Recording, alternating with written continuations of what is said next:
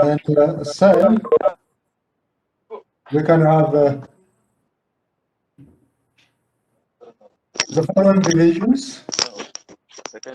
A cell has a not prokaryotic cell, eukaryotic cell.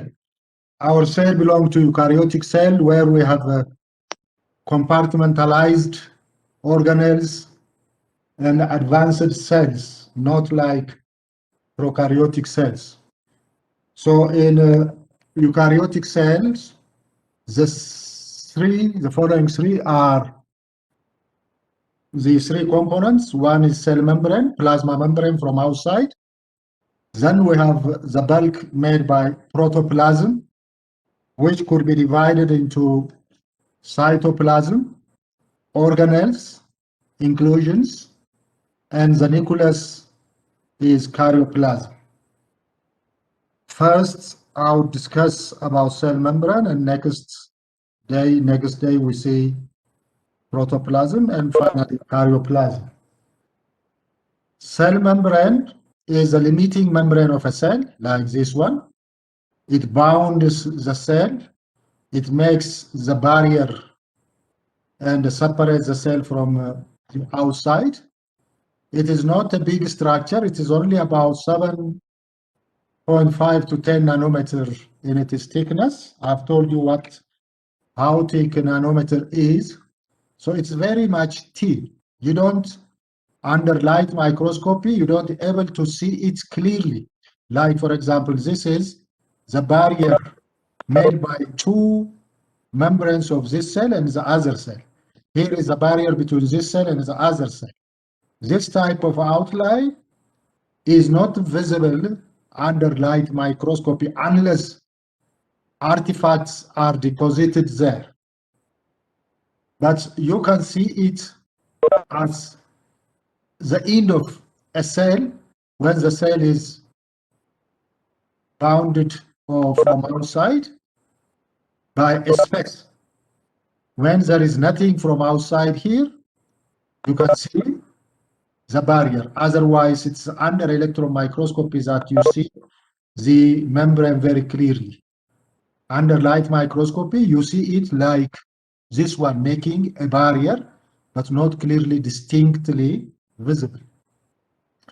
Because of its makeup, largely lipid, it is freely permeable to small and non-polar lipid-soluble molecules, while it is impermeable to the charged ones. But those charged ones, it could be small or bigger, can be internalized by different mechanisms.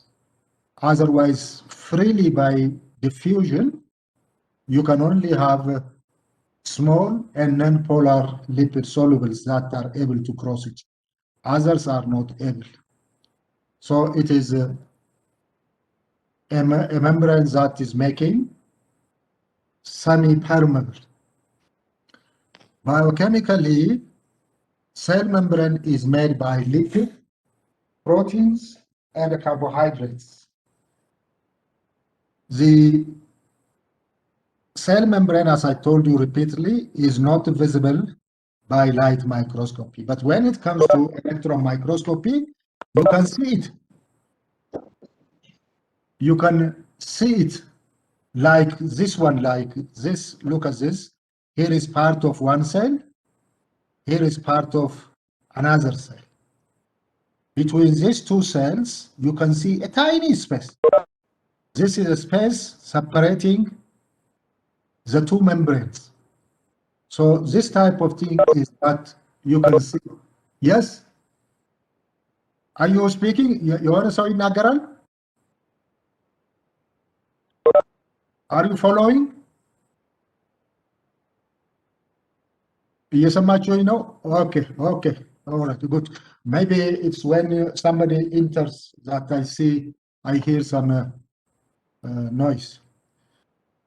So that's what it appears. And these above ones are extensions, projections of same plasma membrane. So when we say a plasma membrane is visible, I'm speaking about this one, a tiny one. These are, for example, two membranes of this projection and this projection.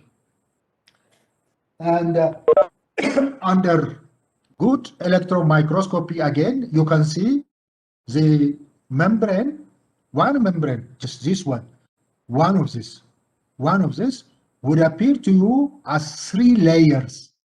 Here is one layer, here is another in between, here is another one. So there are 3 layers visible under electron microscopy. Under a photograph taken by electron microscopy, you can see such 3 lines or layers. This would give us what is known as trilaminar layer. Each one of these measures roughly about 2.5 nanometer. This type of 3 layers are visible in all membranes of the cell, including those which are used as wrappings within the cell. So because of this trilaminar appearance is named as unit membrane. We name it unit membrane. So unit membrane is just made by 3 lines. It is because of the biochemical makeup of the cell membrane I'm going to show you soon. Let's now look at the makeup of the membrane from its biochemical aspect. It is made by lipid, protein, and a carbohydrate. The lipid is making the bulk of the membrane like this. This lipid has 2 ends. One end is charged because it has a charged phosphate group like this one, like this yellowish outlined region. We call it head, phosphate head. And the opposite end is made by 2 fatty acid chains. So these ones are fatty acid. The yellow one is phosphate end of the lipid. Because of their charges and because cell is found around an aqueous medium, around a liquid, from outside it is water. Tissue, I told you, is full of water. Up to about 70–80% of our tissue is made by water.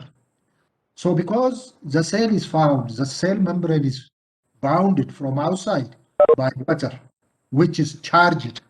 From inside it towards the cytoplasm, it is again aqueous medium. It is charged. The phosphate ones, the charged ones, are directed to this aqueous medium, whereas the non-charged fatty acid chains are hidden inside, making bilayer.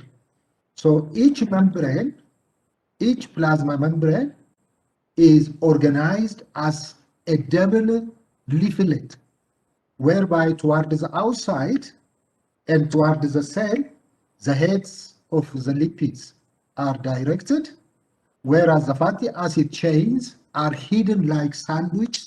They are sandwiched between the charged heads.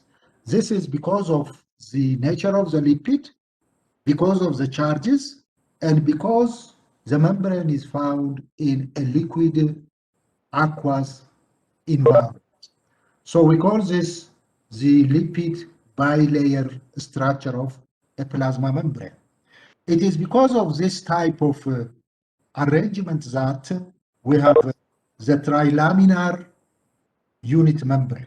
This membrane is made because of this one is representing the head, this one is representing the head, and the middle one is representing the fatty acid chains.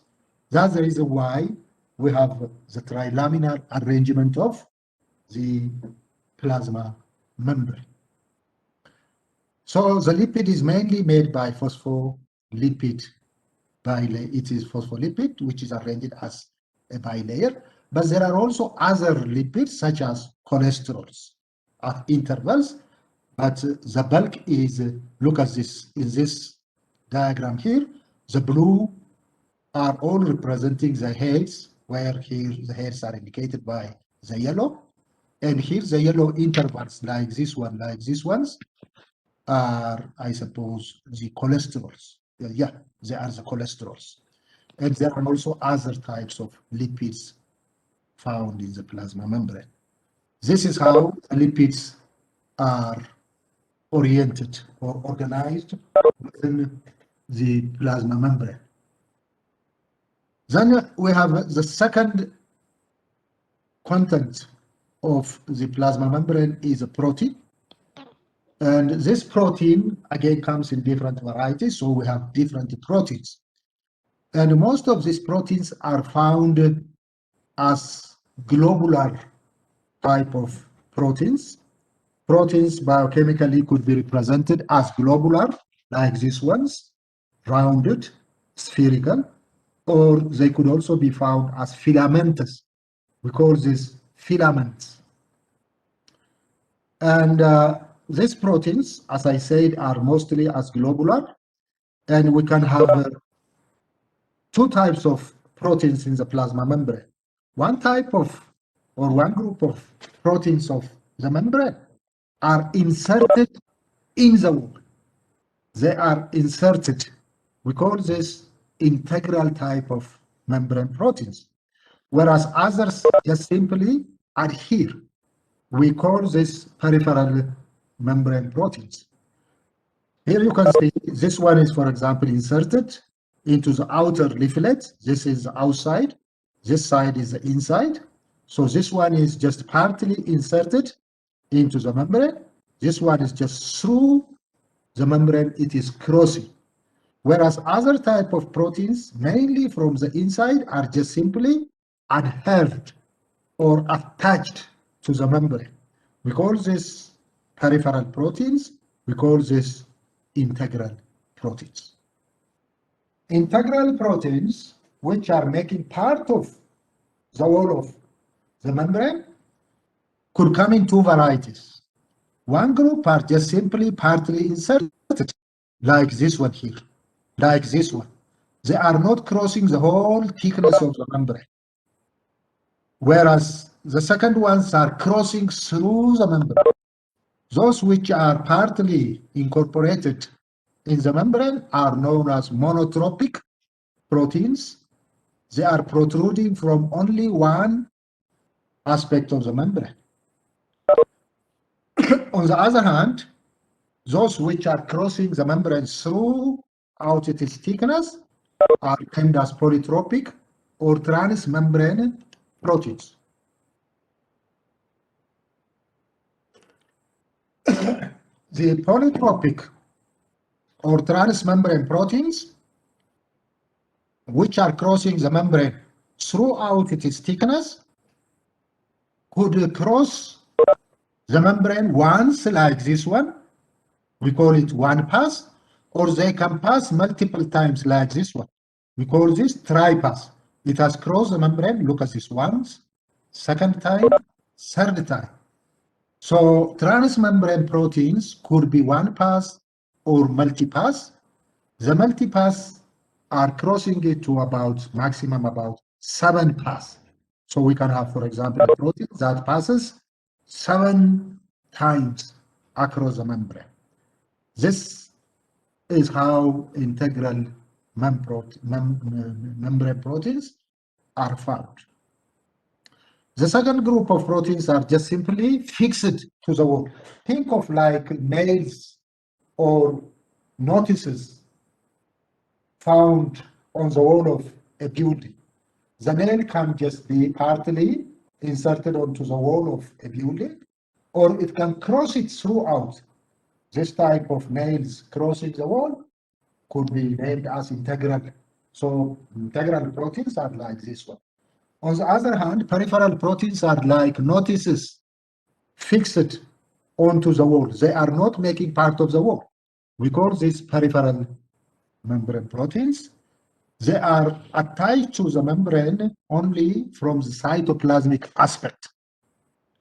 More loosely associated, mostly, in few cases may be found from outside, but mostly from the inner aspect of the membrane by making bonds with the polar group of the lipid in the phospholipid group, or by making association bondings with integral proteins. So they are associated onto the proteins or lipid. The membranes have such proteins for purposes. There are plenty of functions these proteins are doing, because they are, for example, can act like receptors. Cells are communicating with the outside. They are doing their day-to-day activities by communication. They communicate with each other. They communicate with the non-cellular structures of a tissue. They can be communicated by some hormones, some chemicals coming from, say, nerves. So they are communicating with their surroundings. And for these purposes, they need to have receptors. Just like we have windows and doors for a building, cells also need to have such communicating parts. And these are mostly made by proteins. They can also act like second messenger molecules to conduct some messages. They can make channels for those substances that are not able to cross the membrane directly, for some ions, some particles.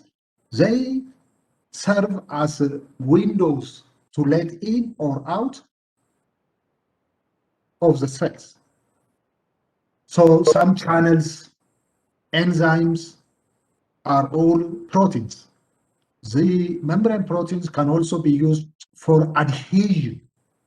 You see, cells are fixed to some non-cellular structures. Cells can also be fixed to their neighbors. Two cells are connected with each other. And for this all communicating and connecting function, the cell membrane proteins are utilized. They can also be connected with some structures, especially some filamentous proteins found within the cells. Such filamentous proteins are acting like the skeletons of the cell. We name them as cytoskeletons. So these membrane proteins may be fixed to such filamentous proteins found within the cell, like this one. See, here we have part of the cell. This one is the outside aspect. Look at what we have from inside. We have this greenish outlines are part of the cytoskeleton, which are fixed code by such membrane proteins. So the membrane proteins are very much important. And these membrane proteins are dynamic. They can be synthesized, integrated onto the membrane or fixed onto the membrane, or disappear. Not only this one, they are also able to be mobilized from one region to the other region of the cell membrane.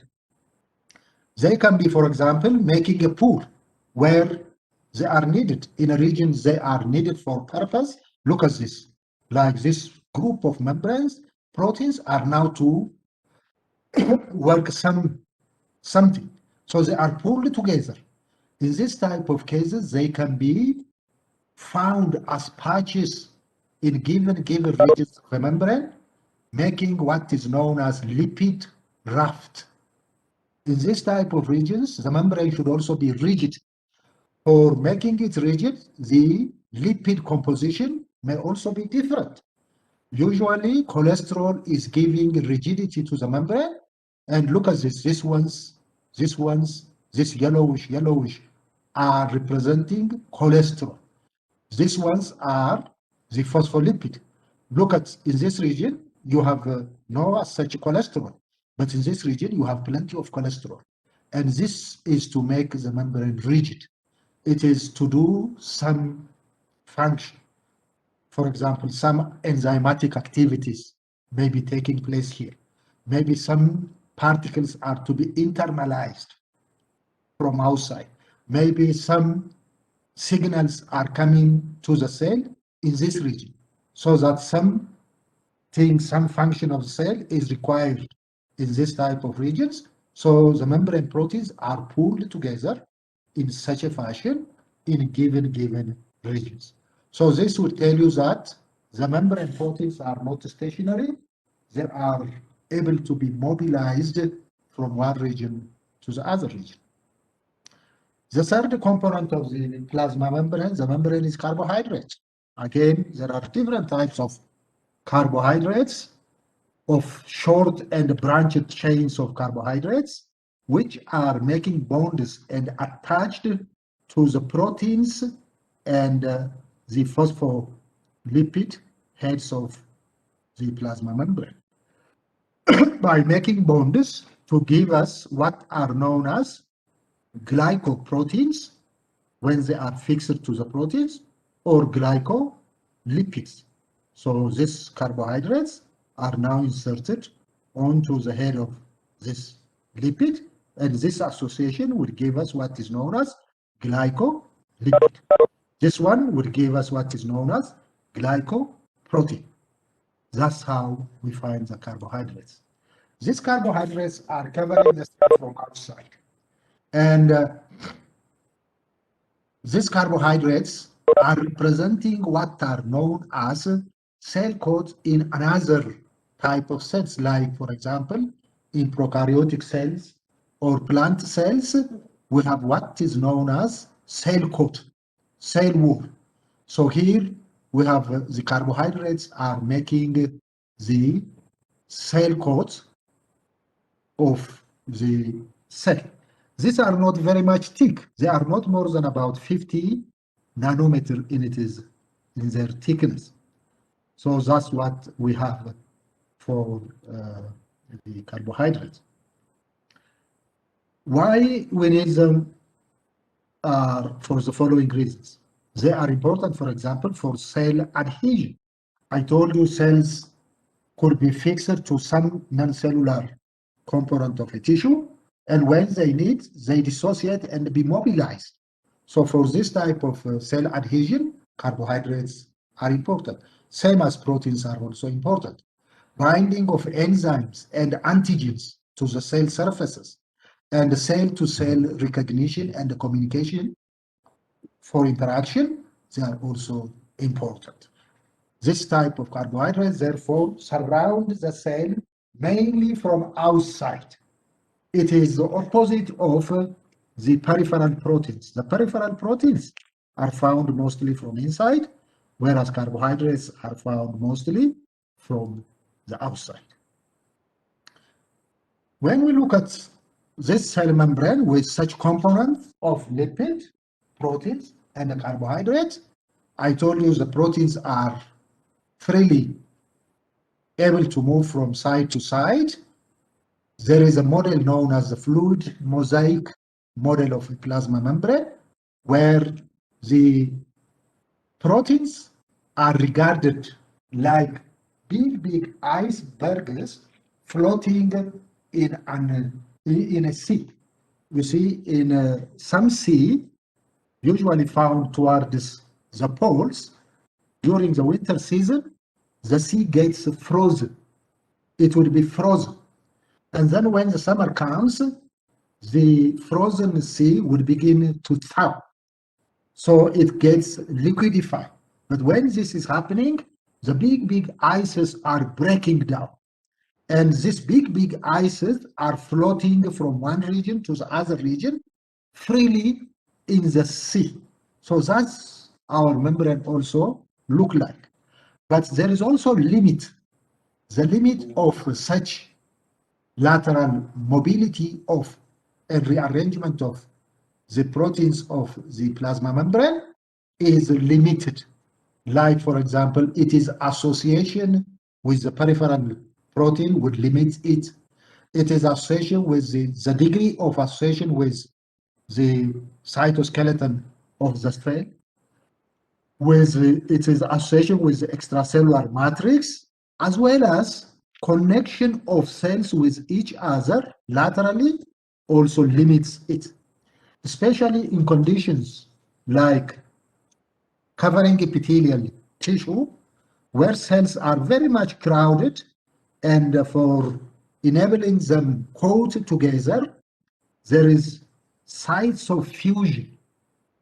Plasma membrane integral proteins would come and fuse, making type of junctions known as tight junction. It is also known as zonular occludence. It occludes. Look at between this cell and this cell, there is a paracellular space. There is an intercellular space. There is a tiny space between one cell and the other cell. These two cells are separated by about 20 nanometers by their electrostatic charges. They are stationed by a distance of about 20 nanometers. So there is a tiny gap, but in given regions, when it is required, there are fusion sites. Such cells are fused here by their transmembrane proteins and other modifications. So this type of fusion, like the tight junction, could not be crossed. So the membrane protein can come from all the way, can move freely. But when it comes to site of tight junction, it cannot cross it. So when we say that plasma membrane proteins are able to freely mobilize laterally, there are also sites of checking. But when needed, this attachment could be dissociated. When needed, the association of integral proteins with cytoskeletal elements or with the extracellular matrix attachment could be dissociated. So unless such dissociation takes place in normal conditions, the plasma membrane proteins are able to be mobilized laterally freely, but there are checkings also at different conditions. Another important thing to know about plasma membrane, cell membrane, is that the membrane is not symmetrical, it is asymmetrical. At least from my discussion so far, you can say the outer aspect of a plasma membrane and the inner aspect are not similar, because I said the inner aspect is more associated with peripheral proteins, whereas, excuse me, the outer aspect has carbohydrates. So the outer aspect and the inner aspect, in such a sense, are not similar. Not only this one, the makeup could also be different. Like, for example, in the outer half, we have, in addition to the oligosaccharides, more with regard to the lipid makeup, more phosphatidylcholine and sphingomyelin are found in the outer aspect. I told you the phospholipid and the cholesterol are not the only lipid we have in the plasma membrane. So this type of lipids are also found in the outer aspect, whereas those found in the inner aspect are different. So the outer aspect and the inner aspect of the plasma membrane are not similar. So the plasma membrane is asymmetrical. Another important about plasma membrane is it could easily be detached, pinched off, and be part of it be taken towards the inside or outside. Same is true, I told you, the membrane I'm speaking about also is mostly true for the limiting membrane from outside. Same type of membrane with some modification is also found wrapping inside the cell.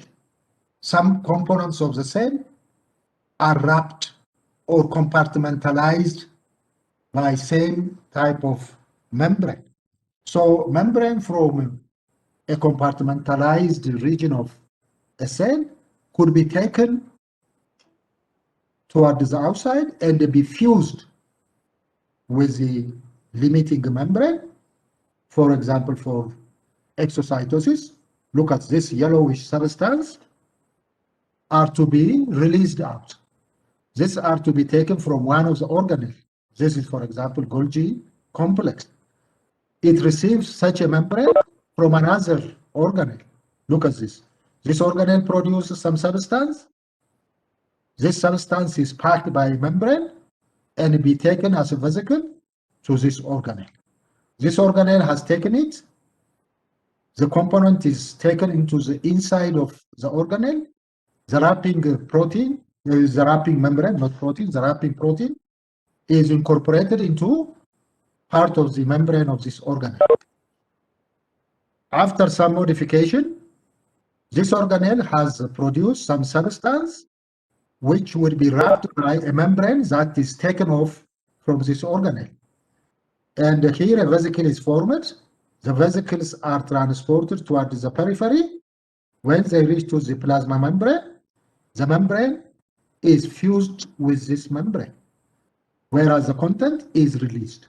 So this means that there is membrane salvaging. There is membrane trafficking. There is a membrane flow from one part to another part. This is very much important for the activities of the cell. So one of the functions of the plasma membrane, therefore, is to wrap, compartmentalize some substances, and such wrapping, such compartmentalization could be built and could be taken from one region to the other region. So this is named as membrane flow, membrane salvaging. So there is no membrane to be wasted unless it is damaged and aged. The membrane from one region could be used in another region as a membrane salvaging. Then when we summarize the plasma membranes or the membranes function, we can list all this. One, the membrane could make a limiting membrane from the outside, and it is a selective permeable. So selective permeability is one function. Endocytosis is another. Exocytosis, signal transduction, storage, transportation, secretion, as well as compartmentalization are all functions of the cell membrane. I would take you through some of this a little bit more. Like, for example, in case of selective permeability, the plasma membrane, the membrane, is freely diffusible for some particles, such as, for example, smaller particles and charged ones, whereas it is not for others. And others may be able to get and cross the membrane by having their own carrier, like this one. You see, some could cross it by simple diffusion, some may require a carrier, and while others require very careful and complex mechanism to cross it, where energy should also be utilized. So this means that the membrane is a barrier which is freely permeable to some degrees to some, whereas none at all for another, unless there are some mechanisms, such as, for example, integral proteins utilized like channels or receptors. So cell membrane is selective permeable. The other function of cell membrane is endocytosis, internalization of some substance, some particles from outside into the cell. There are three mechanisms by which cells can take in substances. One is known as phagocytosis for bigger particles like these ones could come in and be making some pits, and then the membrane wraps it and make some phagocytes. For some particles, the substance to be internalized may not be big. It could be some tiny. We call this pinocytosis. You know this from your high school biology. Pinocytosis and phagocytosis are known endocytosis, and they are relatively simpler. The third type of internalization of particles into the cell requires more complex mechanism. And for such more complex mechanism, otherwise the cell is impermeable, the membrane requires receptor. And we call this receptor mediated endocytosis. When we say receptor, we are referring to the integral proteins. So in this type of endocytosis, we require well-organized membrane proteins acting like receptors. So when the particles to be internalized come to the cell membrane, they have to make association with their own given receptors. Such particles to be internalized are known as ligands. There are different types of such substance particles to be internalized. For each one of these, there should be its own receptor. So there are plenty of different types of receptors. So when the ligand comes and associate with its own receptor, there are changes taking place, which are all together leading to internalization of the substance. One type of well-described, well-known mechanism is whereby we also have another substance known as clathrin, which are found dispersed coating the interior of the plasma membrane.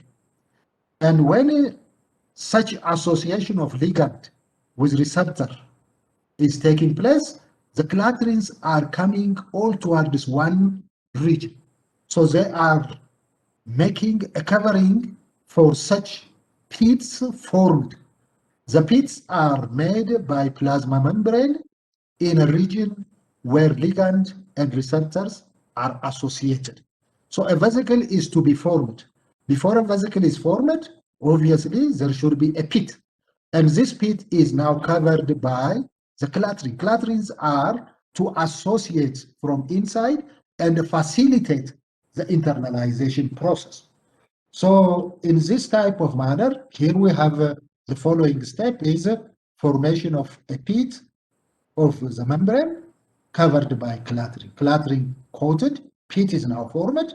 This pit is now converted into vesicle. The vesicle contains inside the ligands coat on the receptors. And the clathrin coated vesicles are now internalized. We call this clathrin coated vesicle. And these clathrins and the receptors should be salvaged. It is only the ligand that is required to be internalized. The receptors and the clathrins should be replaced, not replaced, should come back. It's better to say, should come back to the plasma membrane. So the first thing happening after internalization is the dissociation of the clathrine from the clathrin-coated vesicle. So look at the clathrins are now coming back to coat the plasma membrane. Now this vesicle and these vesicles are not similar. So this vesicle, which has now lost its clathrin covering, is known as endosome. We call it early endosome because we also need to have another endosome which is late when the receptor is removed. So the first one is clathrins are now dissociated and are gone back to where they were. And the second one is dissociation, segregation of the ligand from the receptor. The receptor will be surrounded by a membrane, part of the membrane, to come back, go back to the membrane, whereas the ligand surrounded by part of the membrane as a vesicle would be transported to their destination. Their destination may be for internal digestion. So for such digestion, they may be transported to unite with another organelle, like lysosome. So here the internalized substance may be required for internal digestion. So this substance would fuse with the lysosome to create the mature lysosome. This one is early lysosome. We call it primary lysosome. Then when it fuses with the endosome, we call it secondary lysosome. Within this lysosome, the internalized ligand may be digested.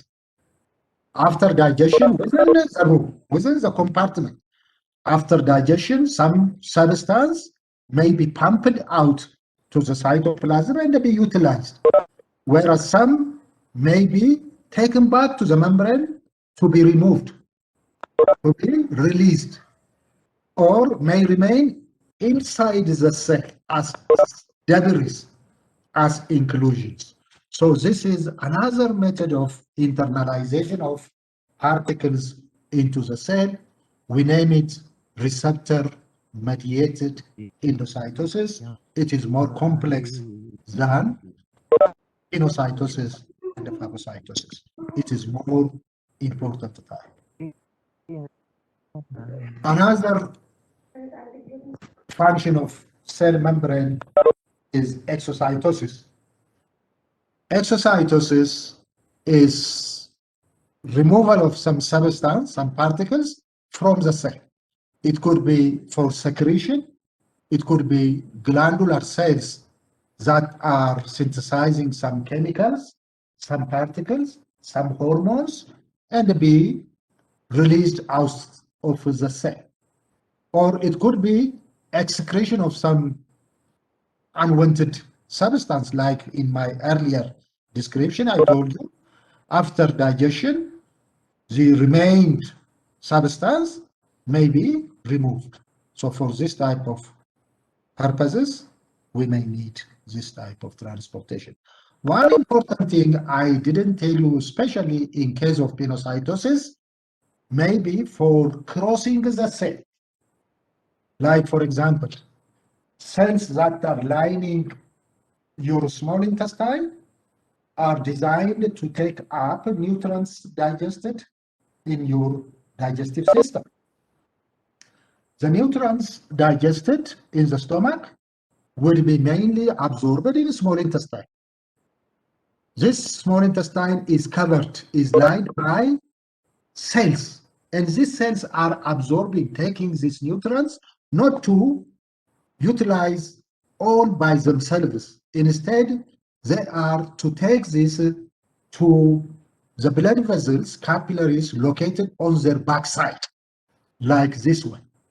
So they are to cross it and release it on the other side, like, or some substance, some particles may be taken from blood capillaries, cross the cell, and be released on this side. In my case, in my small intestine case, this type of particles, excuse me, are to be taken from the lumen, take this one's opposite direction, be taken from this direction, transport or be cross the cytoplasm and get into the blood capillaries on the opposite direction, or from blood vessels we have on this side, some particles may be taken, like this diagram is showing, cross the cell and be released on the opposite direction. In this type of cases, we name this process as transcytosis. Transcytosis. So pinocytosis may be for utilization within the cell or for purpose of transcytosis. Then another important function of a membrane is signal transduction. What signal transduction means is that cells would receive some message from outside. Something will come to the cell to make the cells behave according to the required, for the required purposes. Maybe the cells are innervated. When cells are innervated, cells are going to do something. So for such purposes, the nerve fibers are releasing some chemicals, some transmitter substance onto the cells. And the cells need to have receptors for this type of transmitter substance. And this association would enable the cells to carry on some activities by transduction. So we call this type of activities signal transduction. In such signal transduction mechanisms, we have receptors for the signal, and the receptors may be any one of these. Some may be linked with channels to let in or out some substances. Some may be linked with some enzymes to carry on some activities. And some one type of group of such receptors are more complex and more developed. We call it G protein linked receptors. Some type of receptors are steroid hormone receptors. So we have different type of receptors, and I'll take you briefly through each one of these. One type of receptors are named as ion channel linked receptors. In case of ion channel linked receptors, here we have the ligands. The ligands are now represented by this blue outlined bodies. And here is part of the plasma membrane with some transmembrane proteins. This type of structures are all proteins. Look at these transmembrane proteins are 4 paths. You see, 1, 2, 3, 4, even 5 paths. They are found clustered together so that they are making a channel which can be opened and closed. Normally, when cells are not doing such required activities, the channel is closed. But when the ligand comes and associate to its receptor, part of this protein is making receptor. So when this one comes and gets associated with the receptor, look at the proteins have now formed some conformational changes. They have moved apart so that they have created now what? Opening. This is a channel to let in or out, as is desired, some ions, like for example, sodium ions, calcium ions, are able to get in or out, making difference within the cells in relation with what they had before. So in such conditions, the cells would behave differently. A simple example is, for example, when skeletal muscle is innervated. For muscle cells to contract, calcium ions are required. Large amount of calcium ions should be available for inside activities. So normally, the calcium ions may be not as found as are required. So they are now closed. Or this substance, these chemicals, may be other type of ions. Sodium required for another activities. I know you are going to study this type of things in other disciplines, such as physiology and biochemistry. I'm just simply giving you brief description from morphological aspects, from structural aspect as histologist. Otherwise, you are going to have this one more clarified in other disciplines. So in this type of cases, look at this. Required chemicals are now internalized, or they may have to get out. So when these are changing their concentration, either up or down, the cells would react differently. Like in our example earlier, I told you skeletal muscles for contraction requires calcium ions. For this type of the cells to have its calcium ions concentration changes, the cell should be innervated. And for such innervation, the skeletal muscle cells would come, nerve fibers to such skeletal muscle would come and release some chemicals. These chemicals are transmitter substance, such as in our case of skeletal muscle, are named acetylcholine. So when acetylcholine has come and associated with the receptor, the membrane proteins change their structure, letting in or out some chemicals, which would ultimately make the cell get contract. This may be not contraction, maybe engaging some activities, maybe the cells to be mobilized, maybe the cells to initiate division, maybe the cells need to die. So for different activities, we have such receptors and ligand associations across the membrane. This membrane could be the limiting plasma membrane of the cell from outside, or membrane covering some organelles inside the cell. Another type of receptors may not be linked with channels, instead with enzymes like this one. Here is a transmembrane protein. From its outer aspect has a receptor for a ligand. From its intracellular aspect, it has an enzyme. You see, these are all proteins. Proteins could be enzyme, proteins could be receptor. So when the ligand comes and get associated, this enzyme, which was inactive, begins to carry on its activity as activated. Substrates are all found within the cells or be generated simultaneously, so that when this enzyme is activated, it could convert some particles as substrate to required type of product, which would enable the cell carry on its activities. So we can have membrane proteins also acting like this one as enzyme linked receptors. Another type of receptors which are more complex are known as G protein linked receptors, which are having several proteins associated together. These are, for example, integral protein. This one is also integral protein. This protein is 1 pass. This one is 7 pass. Nearby, we also have peripheral protein. Look at this is a complex G protein. What is it? It is just nothing, but it is a peripheral protein I told you earlier.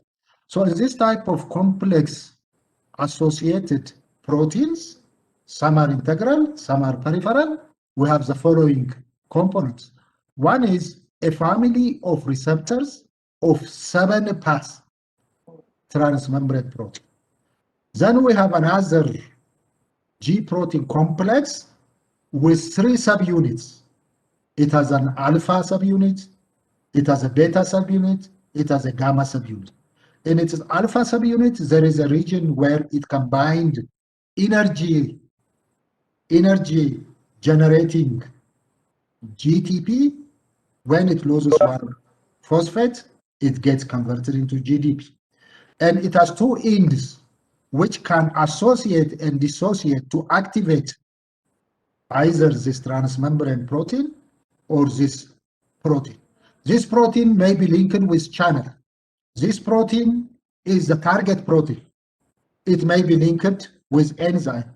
It is not like this one. This one is a simple protein linked receptor. This one is this one is just a simple channel linked protein. This one is enzyme linked protein. But this one is enzyme linked protein which requires assistance from another receptors. So in my earlier 2 slides, I've shown you this type of proteins receptors can act by themselves. Whereas in this type of receptors, they need to have close regulation, simultaneous regulation from another receptor for close and more advanced type of activities. So the target protein could only be activated when the switch is on from this one, and finally it acts. Unless it is confirmed from another receptor, it cannot be activated. So when it is resting, all are resting, they are dissociated.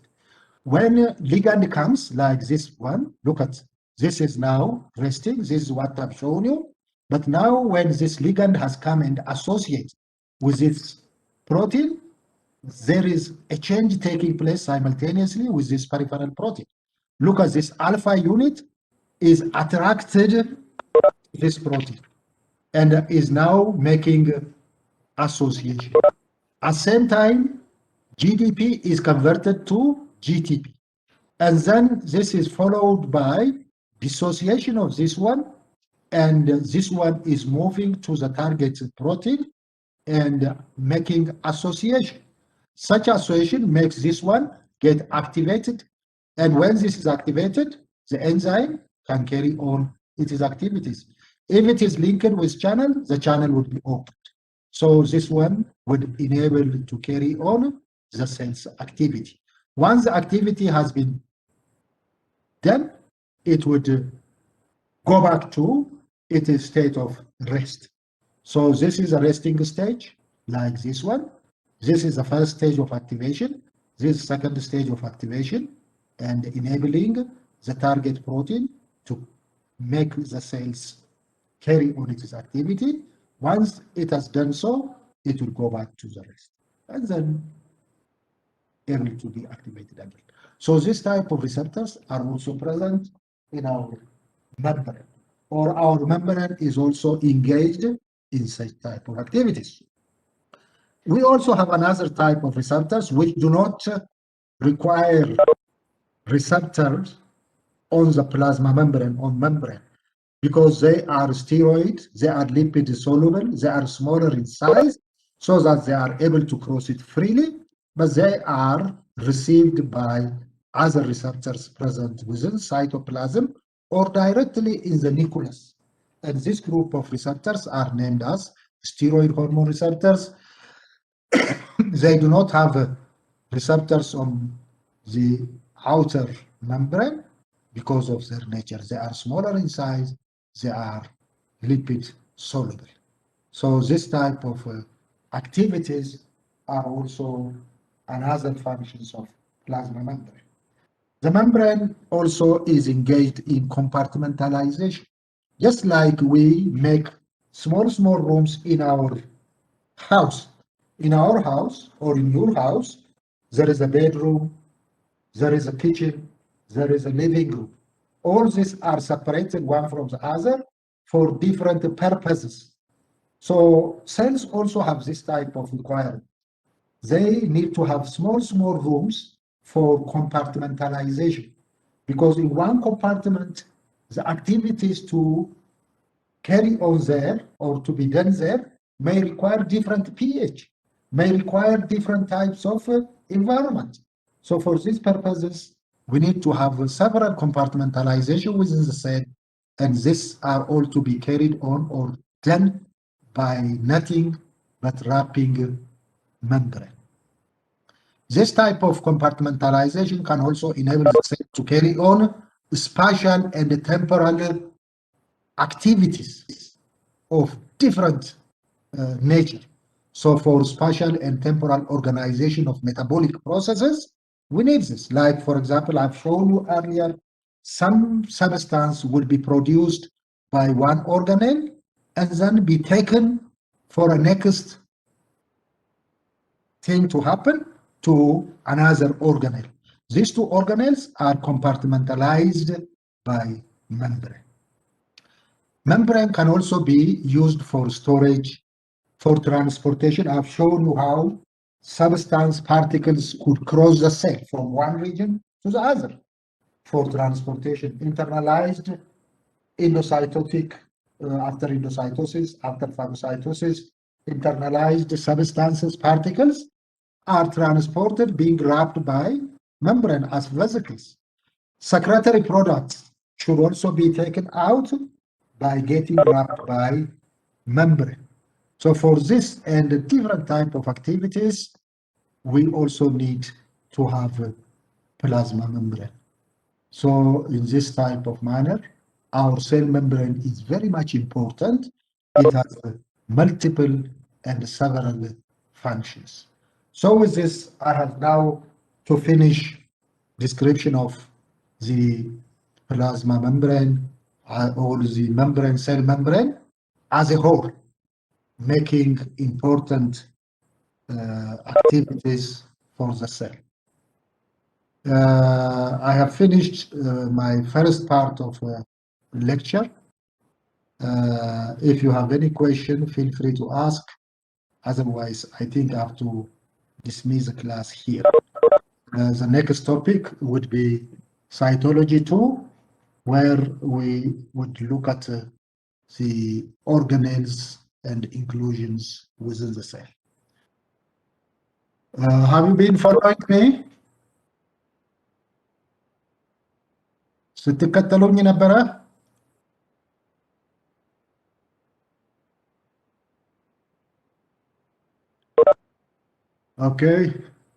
Okay, I see many are following. Do you have any question to chat? So shall we? Do you have any question? Let me open